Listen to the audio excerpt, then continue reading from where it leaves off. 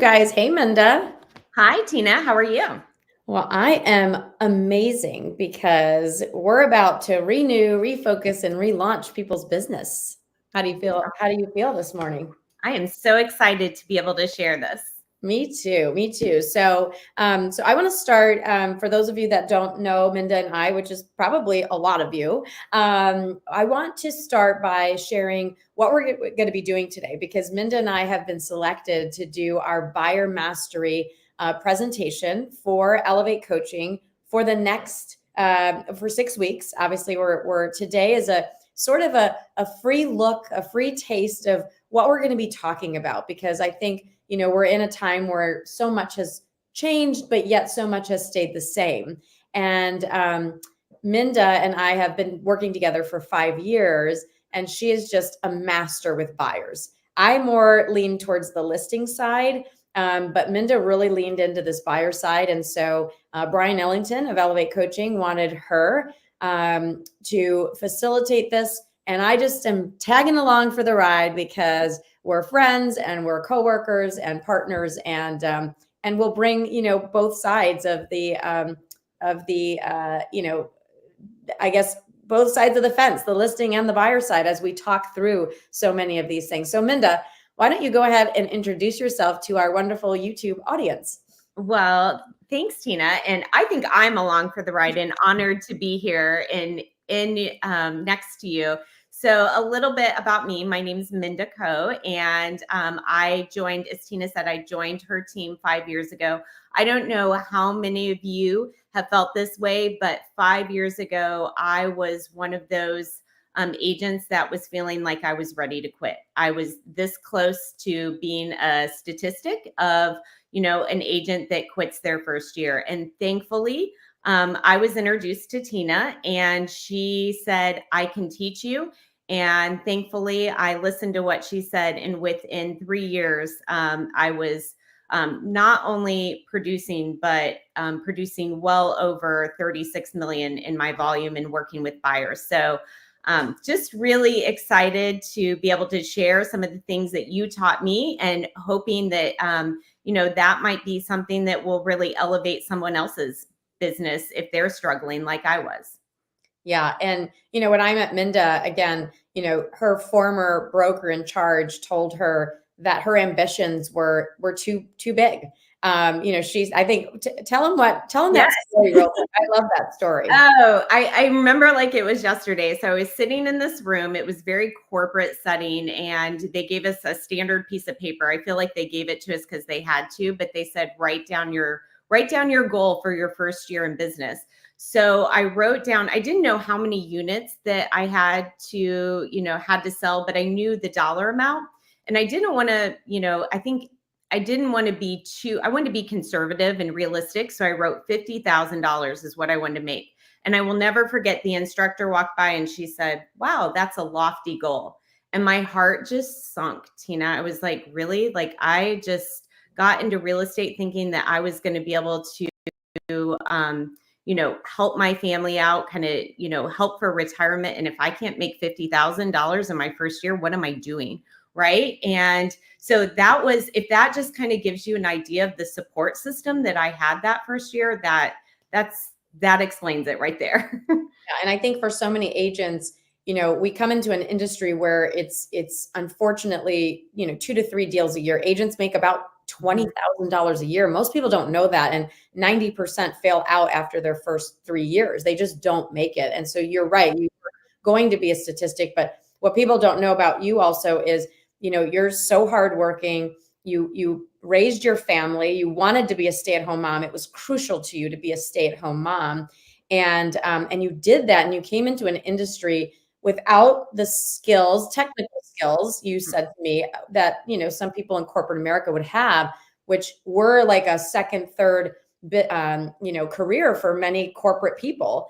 Mm-hmm. And came in with no skills. And within 3 years, you're one of the top 100 agents out of 10,000 in our area, selling over 50 homes a year and earning $250,000 on a team, mind you, at a 50-50 split, which we'll talk about later. And I mean, I'm just so proud of you. And I know you should be proud of yourself, and you are, but that is a huge accomplishment. So when we're talking on YouTube and you guys are listening, Minda definitely is not a theorist. She's a performer and she's a forever student like I am. And I'm just so honored to have you, to share her with you guys. She's just amazing. So, going to my little journey, I was raised by two immigrant parents that basically, taught me two things. One, how to fail forward. My dad had over 35 failed businesses and didn't get his first win until he was 65. And so that just taught me that I'm an entrepreneur at heart. I try things. I'm a risk taker. And so failure to me is a badge of honor. Expect to fail and wear it like a badge.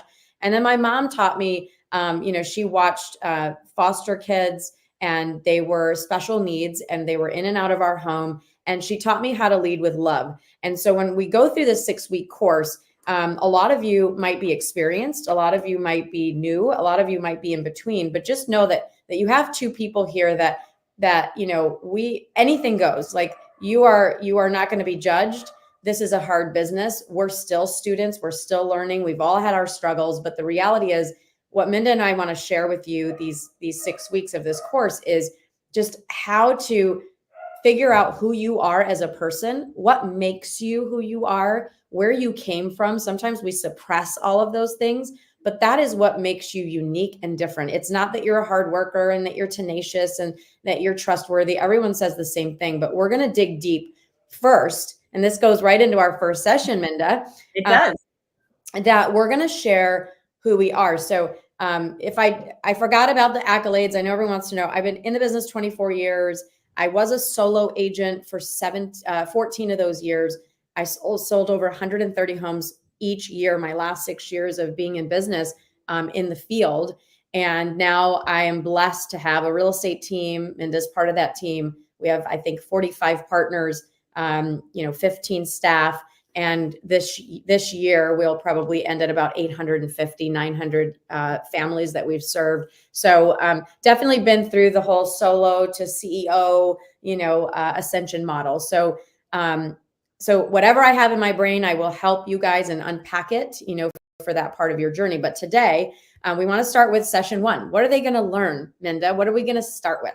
Yes. Well, I also want to say that, Tina, you, with your accolades, for anyone that's listening, if I can do it, you can do it. And I did not realize that I was going to be connected with Tina, and she's such a rock star.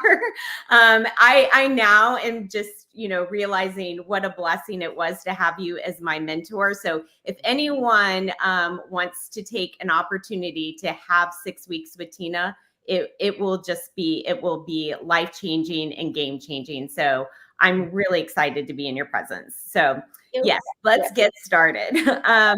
We kind of talked a little bit about our stories and it shapes us and who we are. And I know one of the things that we talk about on our team is understanding personalities, right? And you had me take a DISC assessment when we first started on the team. And I know everybody's probably thinking, oh yeah, we've been through this DISC assessment, right? But I just recently took a training on it that even it dove deeper. And we're going to talk about not only our personality styles that we have as agents, but being able to relate to our clients. That's so important. If we don't have an understanding where they're coming from, we're not going to be able to grow our business. So for example, I know we talk about this all the time. I am a high D. So almost the extreme, like 90%. I have a lot of dominance. And if I don't learn how to slow down and how to have some empathy, there are a lot of people that I'm not going to be able to work with. So we're going to dive deep into those personality styles, not only for yourself, but how we can use that to our advantage, but also learn some challenges that we may experience along the way. Oh, I think you're muted, Tina. Oops. Yeah. I was coughing. That's why I'm getting over the cold. But yeah, you are very high D, and like you said, like sometimes the high Ds have to learn that empathy. And we could teach you scripts and dialogue and process all day long, but if you're not self-aware, if you don't know that you have weird twitches, or you don't have volume control, upswings, downswings, if you don't understand what people see when you're in front of them, and nobody loves you enough to point it out, that's a problem. And so I'm a forever student on self-development and personality styles. So we're going to be learning, we're going to dive deeper into DISC to teach them how to be better at picking up who they are. I mean, remember when you do the graph thing, which we're going to show them, Yes, I how love easy that was, and that was way better than I was taught that. when we first did it. So we're going to teach you guys how to immediately pinpoint who you are and who the customer is to help you guys close more deals. And then later we'll talk about as a little bonus. I'm going to do the Working Genius assessment way at the end for those that want to stay in our last session, to help them understand where they excel in the joy, what their genius is, and what their frustration is, because most agents are not good at everything. But guess what? Surprise. When you start this business, you're the bus girl, you're the bus boy, you're the waitress, you're the cook, you have to do all of these jobs. And when you can understand where your strengths are and where you need to fill the gaps, you will catapult your business and your success. And I am sure that I lost millions of dollars my first 7 to 8 years doing everything myself without the support of a team, without leverage. So yes, we're going to deep dive into DISC, and then that first week we'll talk a little bit about NAR scripts. We have our NAR scripts. So do you want to talk a little bit about, let's just touch on it, since was a big subject the last couple of months. It was, and I think everyone's getting more comfortable with it. However, I just heard a couple of agents in our office on our team that were saying, I'm still struggling with the timing of it. I'm not sure when to bring this up. And I know that's one thing. So we can learn the script, but then crucial is when are we having it? When are we having the timing with it? So that's one thing that we're going to talk about, because that can make or break. I don't know if now's the time to talk about it, but the example that I love using is, the agent in our office. Can I bring that up, Tina? The story, the $10,000 mistake, right? So an agent basically came up to me, and we were kind of teaching this on our team, and she said, I think I made a $10,000 mistake because I did not bring this up when the timing was crucial. And now what do I do? And unfortunately for this particular agent, there's nothing that she can do. But boy, I know she learned a lesson, right? I know she will never forget, not doing this at the right time the next time she goes to have the script. So absolutely. And those are the little mistakes that this course, is going to help solve, because, as we work through this, I mean, Minda's going to be doing live presentations. We're going to show you exactly what we say, how we say it. And you might go, well, I'm not as dominant as Minda. It doesn't matter. I'm not either. I'm a high I. My dominance kicks in when I'm in a stressful situation, but usually I'm much more like conversational, empathetic. I lead with love. I want to adopt all my people. And so I think that'll be fun to, even if you tone down what Minda does, you'll still be able to land more deals and solve more issues. So, all right. So that's week 1. We're going to be talking about that. Week 2, we're going to jump into, okay, great. I have my license. Now what? Or I've been an agent for, 15 years, and I'm doing a lot of repeat referral business, which we all know, studies show that when you do all repeat referral, it's hard to have those big jumps. You're going to have to add other things and other sources. So we're going to be talking about how to attract and find buyers. Let's just elephant in the room, Minda. Let's start with, you're on a team. Yes. Why be on a team? I mean, you could go out solo on your own tomorrow. Like, let's talk about that, and then we'll break down some of the lead sources. Yeah, it definitely is the elephant in the room. Everyone I get asked that all the time. Why are you on a team? If you're doing 50 deals, why wouldn't you just go out solo on your own and do half as many deals and still make the same amount of money? And my answer is always the same. Well, first of all, that is not a growth-minded agent, right? I want to do as many deals as I can because it makes me a better agent. So having that experience, but I cannot imagine, especially when we just went through this, NAR shift in the market.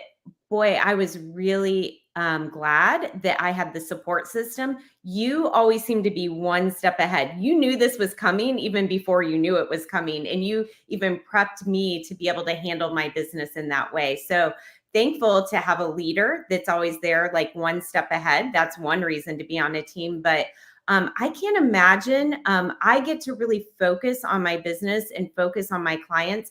I don't have to worry about the marketing. I don't have to worry about who's going, I don't have to hire a transaction coordinator. That's all taken care of for me. There are many days that I get back to my computer and I've been out with clients and I go through and I have 100 emails and probably half of them have already been taken care of because you have the resources to hire these amazing coordinators that really just take care of our team. So I don't have to wear all those other hats. I get to really focus on my expertise is handling my clients and being able to walk them through the transaction and not have to worry about all the side things that are advantages of being on a team. Not only to mention the love and support that we have for each other. We are like a family in it, and we have such a strong culture on call group. And I know that would be really hard to find someplace else. Yeah. Yeah. I appreciate you saying that. And it is like our little family, sometimes dysfunctional, right? We have our, Always dysfunction in family. every family, you get a new agent on a team and we're like, wow, that person or this person, and you try to work them through that. Not everybody gets along perfectly. So I think you have to find the right team, the right environment. But we look at our team as a teamridge. It's a brokerage that functions as a team. And when you think about it, most agents are 2 to 3, 4 deal a year producers. I mean, we have 10,000 agents in the Raleigh area. And when you look at their production, it is just non-existent. And so there is this badge of honor to stay solo. But anybody watching today, if you're struggling, our partners, I mean, they're, one of our partners just made over $400,000. I know, Minda, you've been upwards closer to 300,000, 200,000, 150,000. Guys, this is net income. They're not spending money on their business. They're just tapping in to an existing business. So when you're struggling out there, do not struggle alone. Do not struggle alone. Look for support, because making money is the name of the game, and then servicing your clients. So Minda can be 100% focused on service. We've taken on the millions of dollars that it takes to run these businesses, and running a business is hard. So you don't have to worry about all of that. But let's dive into some of the topics that we'll talk about, like, past clients and sphere and expireds, all of those things. Like, where are your top lead sources? And let's think about a solo agent. Like, where would they have to start if they were, doing more than just repeat referral, which is one of the main ones. Right. And we know, being in the business, that takes a little bit, right, to build up that referral business.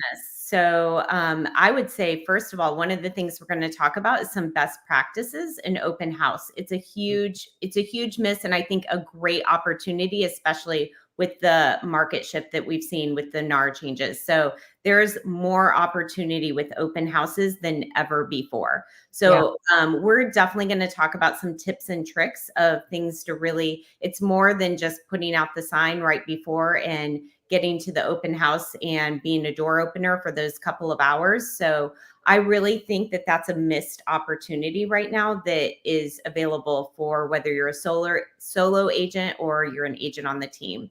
Yeah. Another real quick, what would you say one tip? I know we work with Jeff on our team. Like, what's like one tip that you can give them right now that's like a wow, that I never thought about it that way? Because I think was it you that Jeff gave a tip to, and you're like, huh? Well, I always like the fact that I think we miss opportunity beforehand. Mm-hmm. So we talk about passing out the 60 flyers, right? Mm-hmm. 20 across the street, 20 to the right, and 20 to the left. I just had an open house at one of mine, and literally I saw the person walk across the street, up to the open house, and not only were they interested in the house, but now they want to sell their house. So there are some great opportunities. If we think that, oh, it's just the neighbors being nosy, that's a missed opportunity, right? Huge miss, huge miss. And what do we always say? An open house, you're probably not going to sell the house to a buyer. What is the purpose of an open house? To get more clients. To get more listings. Yeah. So Jody's a perfect example on our team. Jody left corporate America and came to the team. And she went all in on this one neighborhood, and she's already listed a 1.7 million. I happened to sell that house 4 years or 5 years ago, which we didn't know. And she got another listing lead in there. And now she's literally door knocking that whole neighborhood. And that is the goal, is to show those neighbors how you can dominate and how you can actually be of service to them. And if you're not doing those things and you're just putting a sign in the lawn, you're missing it. You're missing it.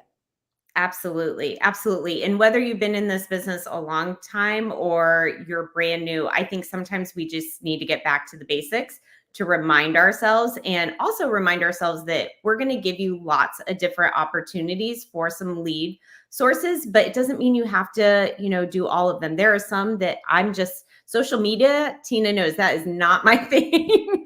It's my nemesis. So I'm going to pick things that, highlight my talents and highlight what I want to work with. So I would say that we're going to really dive deep into that. The other thing that I love that we're talking about is referral sources. So when I first joined the team, I only had my sphere of influence in the team, the team leads. I didn't have any past clients. And I am so excited because it's been one of my goals to really see me move the needle of not having a majority of my business come just from the team. My goal was to get it to a point where I wanted to be about 50-50. And I just looked at my 2024 business, and I'm almost split right down the middle. So yeah, that was something that was a goal of mine, because while I do have Tina and the team that does provide leads, I want to make sure that I'm also fishing myself, right? That I know how to build my business. Yeah. Yeah. So we're going to be talking about past clients, sphere of influence, expireds, FSBO, open houses, internet leads, which I'm a big proponent of leads. They're expensive, but they're there. Sign calls, circle dialing, mass marketing, networking, your kid's school, getting reviews on Zillow. But mainly, and we're also going to dive a little bit deeper into social media. I love social media. I've built multiple businesses now through social media, selling products, having agent attraction at EXP through my YouTube channel and through Instagram, and also a call group. So we're going to go deep into that, and especially touch on luxury, which, I helped launch our luxury division at EXP. So we're going to talk about luxury marketing. How do we get those luxury clients? There is a strategy to that. And it's not just show up and wear, a Gucci bag. Like, you have to really have a strategy there. So we'll definitely touch on that. All right. So I think we're going to do a live demo, aren't we, Tina? Because you make it look so easy on your social medias. And for somebody like me that doesn't relate well to social media, I think, so if there are some people that need some step-by-steps, I think you're going to do a live demonstration, aren't you? I am. I'm going to teach them how to use ChatGPT to create weeks and weeks worth of content, how to train ChatGPT in their own voice so they don't sound like a robot or use a bunch of weird emojis. You can totally tell when somebody hasn't trained their ChatGPT to use their voice because it sounds like everybody else's, and you have a unique and different story. So we'll teach them how to do that. But yeah, it's just all the fun things. AI is here to stay. It's not going to put us out of the business, but the agents that don't use AI will eventually leave the business. So we have to learn these things. And that's why also being on a team helps, because that's where your leadership team comes in and says, this is how we're using it. So we've got through week 1 and week 2. How are we doing on time? We're 24 minutes. We still have plenty of time to get through the other 4 weeks that we're going to be teaching. If anybody is interested in just taking the course, signing up for it, it is $3.99. So it's literally 50 Starbucks coffees. I don't know. it's a self-development tool, guys. You guys can scan for more information right there on the QR code if you're interested. Again, I have spent over $300,000 now in 24 years on my education.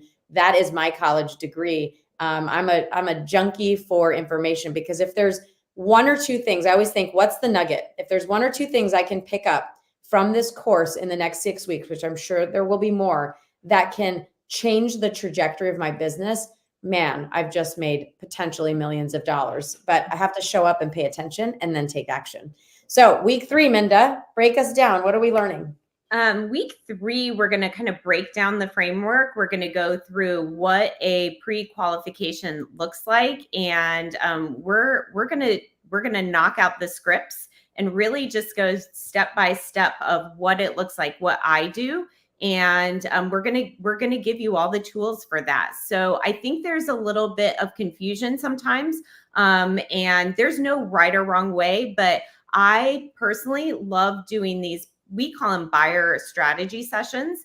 And during these buyer strategy sessions, I've been doing this since 2020, because I found it an effective way that I could use my time management skills better, to really knock out the ones that were ready to go, and the ones, that we weren't wasting time, meeting at houses, and then finding out they were nowhere near close to that. So while we can't do that anymore with the NAR, I have been doing the Zoom strategy sessions, and we're going to really walk through step by step what that looks like.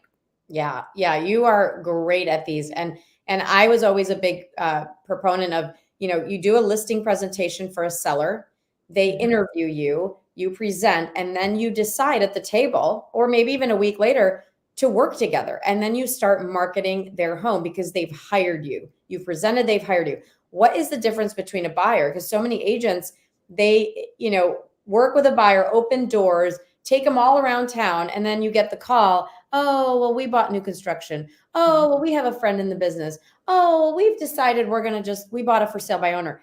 Excuse me, like, my time is valuable. It's valuable. Guys listening, guys and gals, you are professional. What doctor or attorney could you just show up on their doorstep, ask them to do all these free services, and then decide, well, I didn't really like you, Bob, so I'm not going to pay you for all your advice? No, this is where your value is, your information, not door opening. And that's where we have to change the industry. So we treat our buyer strategy session just like we do a listing presentation. And Minda is going to do one live for us. And we're going to walk through and talk through, her and I, to show you exactly what she does differently to get those buyers to not only say yes, but to ask her and say, hey, we want to work with you. Like, they're asking her to work with her.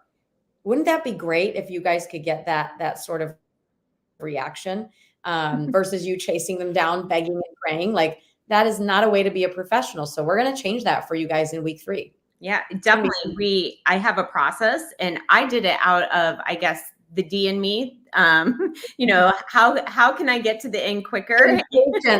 I know, it was more out of selfishness, because I wanted to use my time. I valued my time. And what I realized is that process is me being me leading my clients to say, this is how I run my business. They respected that.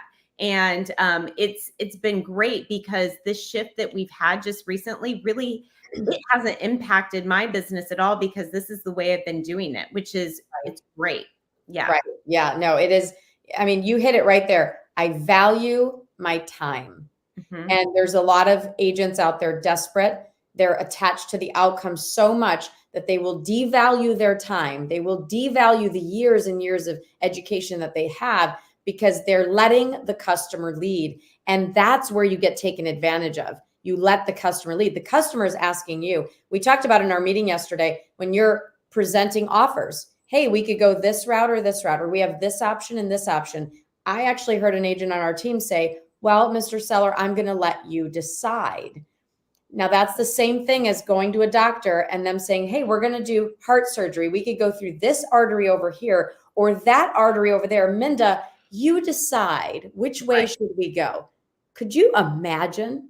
No, they want your guidance, and they want your expertise. Yeah, Yeah, they do. Absolutely. So week 3, we're going to break down that pre-call, the strategy session. How do you create that dominance while still leading with love, like I do? I still tell the jokes and I still I'm get working on that. I'm a work in progress, yep, Tina. I'm breaking her down, but I still, try to have them have fun, and you can still add your personality in there, but you can lead with authority. And that's what we're going to learn in week 3 is breaking down that framework. We'll give you guys all the scripts that we use. So you'll have the scripts, but more than the scripts, it's how to memorize them, how to have the right tonality. What is the process that Minda uses to sell 50 homes a year?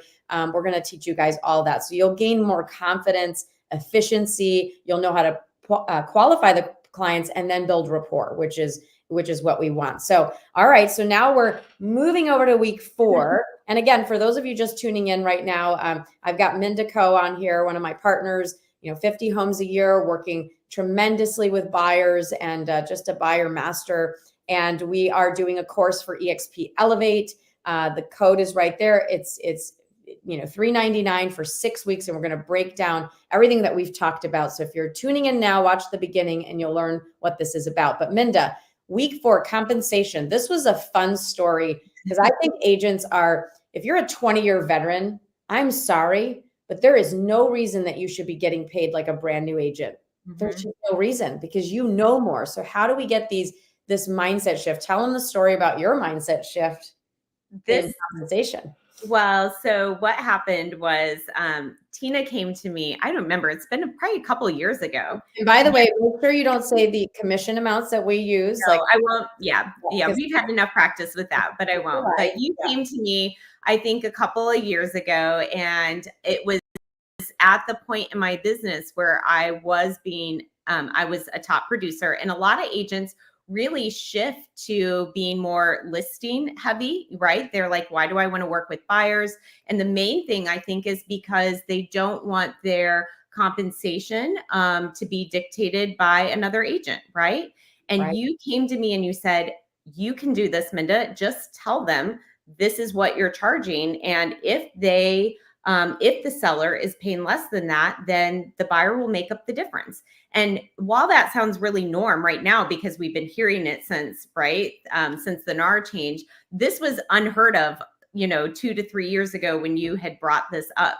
And you brought it to me and I said, I can't do that. Well, then you brought me a video of an agent doing it, and she had a really fancy presentation slide. And I thought, okay, she made it look really easy, but I've got to wait. I've got to have that fancy presentation. So you were like, I'll work with you on it, Minda. And then one day we're sitting at the team meeting and we kind of give shout outs to things that agents have done that we just want to recognize. And there was an agent on our team, and she was a newer agent, and she was being recognized because she had a difficult client, and the seller was paying very little professional fee or commission. And she went to her buyer and said, if you're going to work with me, then you're going to have to make up this difference. And I was like, dang it, if she can do it, then I can do it. That's the D in the competitive side in me. So I was like, I don't use a fancy presentation for any of my sellers in my listing presentation. Why do I need one for my buyers? And it was the very next buyer strategy session that I did that I implemented that, and it worked. It worked like clockwork. So absolutely. from And then on, yeah, you finally gave yourself a raise because you're worth it. I mean, like if you guys are listening right now, depending on, if you've done deals, right? You've done a lot of transactions, your value is much higher than a brand new agent. And I know it's hard as a brand new agent, like they have worthiness issues and, oh, I don't know enough. Definitely I could see them struggling with the mindset. But for you, a seasoned agent, very successful, even you struggled for a moment until you saw somebody who was less, not competent. She was very competent, but less seasoned. And you were like, well, man, if she could do it, I can do it. And sometimes it doesn't even matter that I told you twice. You probably more. Right? Probably more. But again, that's where I think it's so impactful to put yourself in rooms with other people, make yourself uncomfortable, take training courses. You got to hear those stories because we're no special than anyone else. We just decided to finally have belief and then take the action and test it, because that I know this. You're worth it. Actually, tell the story real quick about your customer at closing who just gave you a compliment about compensation and said, "Is it?" Yeah, this was a great, I think this is a great example of how we have to shift our mindset of knowing that we are worthy of what we are charging our clients, right? And the value that we're bringing them. So one of the big things that I hear a lot of agents say is, well, what happens if I have a first time home buyer that maybe doesn't have the money? And so I have the same conversation that I have with all of my clients. And I had this conversation. We had it up front. He knew he had to pay the difference. And we were going over the closing disclosure the day before the closing. And he said, Minda, is this right? And I said, yeah, I've looked at the numbers. Is there any discrepancies or anything you see wrong? And he goes, well, and he was showing me the amount for the difference that he had to pay. And he goes, I feel for all that you've done for me through this process, I should actually be paying you more. And this is coming from a first time home buyer that doesn't have a lot of money. And if he's thinking, wow, she showed her value and I would even pay more, then we've got to flip that switch. We are providing value to them. So Absolutely. And that I love that story so much because everything in life in my 24 years in the business has been a mindset block. Nothing more, nothing less. Mindset. I don't want to speak on stage. People are going to think I'm dumb. I'm not smart. I'm not good enough. I haven't done enough deals. Oh, these people are going to know no, that is just our self-talk. So having that courage, I think that's why mindset's so important. We're going to show you that Minda and I struggled with mindset on many, many things, but that this is just proof. You can use her stories for that hope that you can also do it too. But we're also going to talk about identifying your ideal client. Not everyone is a fit for Minda. Not everyone is a fit for me, and that's okay. But who is our ideal? Because if you're for everyone, you're for no one. Share maybe with the investors. Remember, you never worked with investors before because you didn't really understand them. And now your mindset has shifted. It definitely has. And I think sometimes we have to look at it as an opportunity. So here I was passing up several leads because they were investors. And the truth is I didn't feel confident or comfortable working with them. Mhm. And at some point in my time when I kind of gained the confidence in working with first time home buyers and then, working with, just regular purchases, I thought I'm giving up a lot of opportunity here. So I started reading books, going to listening to masterminds on investing, listening to podcasts. And I got really, really great at it. And now I love to say I can use my own experience because I'm an investor myself and I can use my experience. But I took one lead that I had. It was one of my first investor leads. And I did as much research as I could before I met with her. And I look back now, she's given me, I think, 12 referrals, Tina. It was one of the first leads that I got. And if I would have just kept my mindset closed with, I don't know how to work with investors or, keeping that, what do you want to say? The stereotype around it, like, Right. oh, they're not serious or, oh, they're hard to work with. So like throw that out and just change your mindset. Think of all the business I would have lost.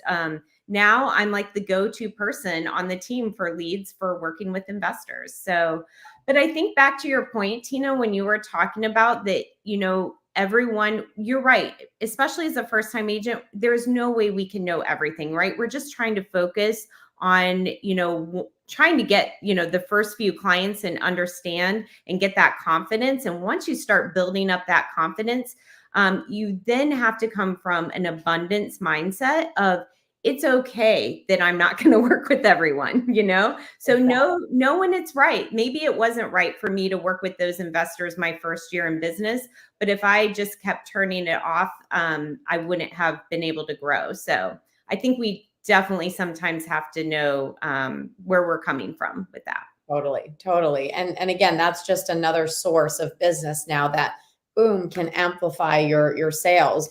So we're going to talk about commissions. We're going to talk about how to setting the anchor so you can, have tools that can allow you to, make more compensation where it's deserved. Because again, you're only paid the value of what a customer believes that you're worth, and your self-worth has to go up. And then obviously the customer will pay more.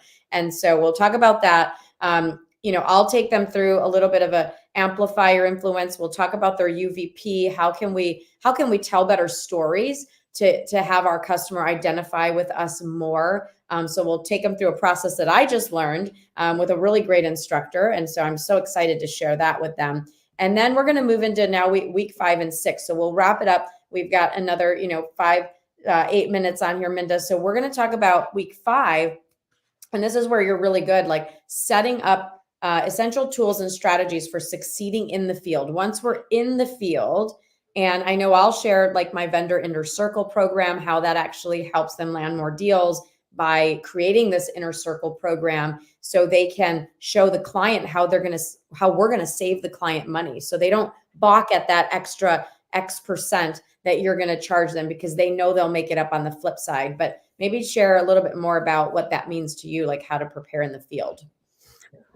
I think, well, we're gonna really break it down.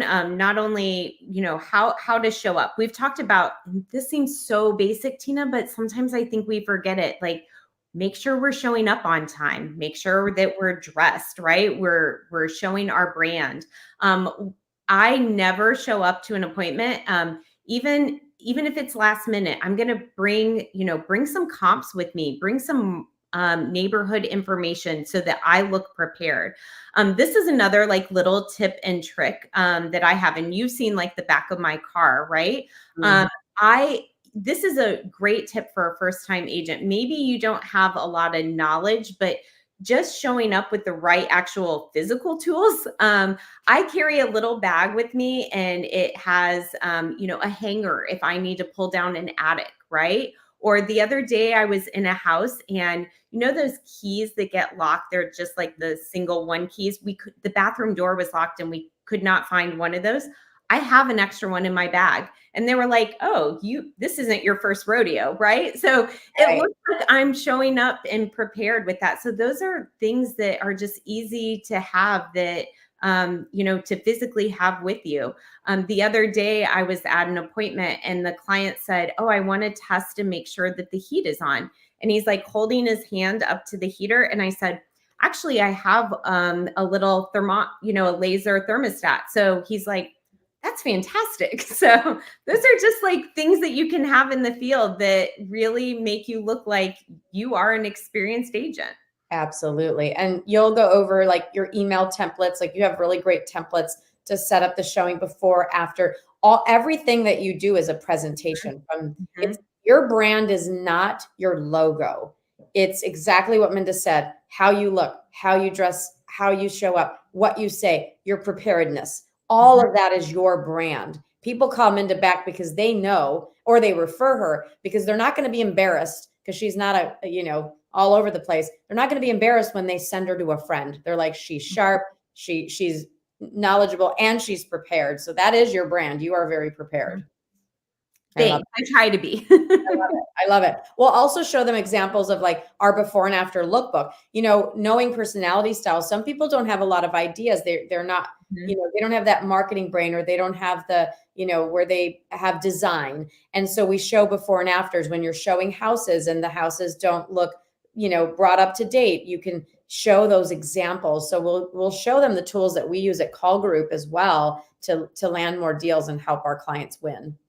Absolutely. And I think you made a really good point. Even before you get there, the template that we are going to share with them has been very impactful. I like to, and I want to give all of our things away, but I basically give them my references and my reviews up front, because I want them to look me up before we've even met. So that's just something that we'll give you the full template, but give them as much information, almost put it in their hands before you are meeting them for the first time. Yeah. Yeah. And then finally, we're going to wrap up week 6, which I think I learned the best when somebody shows me, not tells me. It's like, great, you're great at golf, show me. Show me the swing. Show me how I hold my hands. I can't read how to play golf from a book, which there's a lot of people that can, not me. I need you to show me. And then, so we're going to actually take you guys through a live buyer presentation. Minda has some recorded ones that we'll also share with you, but I think we should go through live. We can critique, we can ask questions. Why do you say that there? How do you say that? How does it make you feel? That's really impactful because you want someone to demonstrate for you. So talk a little bit about, maybe role play on our team, which is a big core value of ours and we've had tears even around our tables with people being like, oh, do we have to do this? So maybe talk about the real world application after the demonstration. You mean just as far as what we're going to do on Well, what you're going to do, but maybe like how that's also helped you the way we demonstrate and role play all the time. Absolutely. And so I think one of the first things you had me learn was the listing presentation. Even though my focus was buyers, you said you need to learn this first, and then it will all come together. So I was just telling you the other day, it was 2020 when I was getting into the business, and I put on my headphones and listened to the listing presentation daily. Mm. And at first, I did roll my eyes, I think, at you, like, why am I doing this? But now I look back and it really was the foundation of what I do today. And so I think that role playing is it's a little awkward, and it's not what we want to do, but I think it's super, super important. This is not easy for me to do, by the way, being on camera. If anyone knows me, this is completely out of my comfort zone. But when I realized that I grow from this and I realized that I become a better agent, I realized how important it is. And now I not only with my Zoom presentations, I'm recording them. I'm sending them to you because I want feedback. I want to learn. So that's, I think, how it's going to impact agents is, they'll be able to see the way I do it. They can put their own twist on it, but realize the importance of practicing, because we don't want to practice on our clients, right? No, we don't. We have to sometimes, but we don't have to. No, we don't want to. So it's really important that, we do those role plays and practice ahead of time so we can, work out the jitters. Yeah. And we'll show you guys like tools that you can upload your presentation and have AI actually give you feedback. I used to say a lot. I know, Minda, we've talked about it. You have moments where you've said it too a lot in presentations. And it's just a way to buy time to think of what you're going to say next. But sometimes listening to that and being self-aware, you're like, okay, I have to learn to just pause instead of learn to pause and then continue to go. And I still do it today, but I try to catch myself and intentionally not do that. It's all presentation, and it can come off as you being insecure or maybe not confident. And those are the little cues that the clients sniff out, and they pick their agent based on presentation. And that is part of it. So we're going to talk a little bit about that too. I'm excited.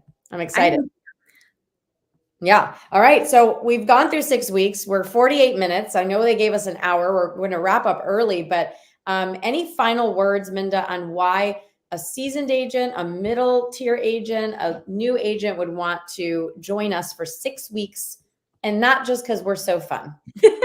We are so fun, but I think I said it earlier, and I'll just kind of reiterate it, is that I got this opportunity because I learned, I'm going to say it, Tina, I learned from the best. And you have taught me everything that I know. And if somebody is looking to elevate their business, to be able to learn from Tina, and I'm just going to share with you what I learned from her and how I was just able to put that into play.